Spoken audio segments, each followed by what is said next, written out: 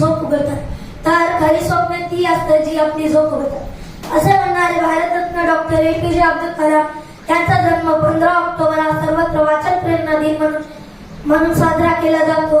Doctor APJ Abdul Kalam असे व्यक्तिमत्व आहे की ज्यांच्या कार्याचे मेहनतीचे वर्णन करण्यासाठी जगातील विशेषणे अपुरे पडतील। परिस्थिती समोर कधीही हार मानू नये ही गोष्ट त्यांच्याकडून शिकण्यासारखी आहे। अतिशय गरीब परिस्थितीत त्यांनी आपले त्यांचे बालपण गेले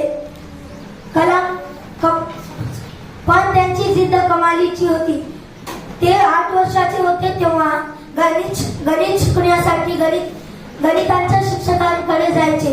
गणिताचे शिक्षक 5 मुलांना मोफत शिकवत होते, त्यापैकी डॉक्टर कलाम पण होते। शिकवणीवरून आल्यावर डॉक्टर कलाम वर्तमानपत्र घेऊन रेल्वे स्टेशनवर जायचे। वर्तमानपत्र विकण्यासाठी रेल्वे स्टेशनवर जायचे। त्यांनी आपल्या बालपणात प्रत्येक दिवस पाहिला तो संघर्षाचा होता, पण त्यांनी कधीच हार मानली नाही। आपल्या स्वप्नांना कधीच सोडले नाही।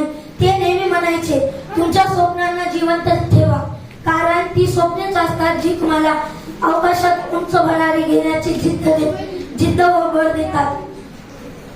डॉक्टर APJ अब्दुल कलाम वर्तमानपत्र विकण्यापासून भारताचे 11वे राष्ट्रपती बनण्यापर्यंतचा प्रवास अतिशय महत्वाचा आहे। डॉक्टर APJ अब्दुल कलाम आपल्या विद्यार्थ्यांना नेहमी सांगत, तुमच्या स्वप्नांना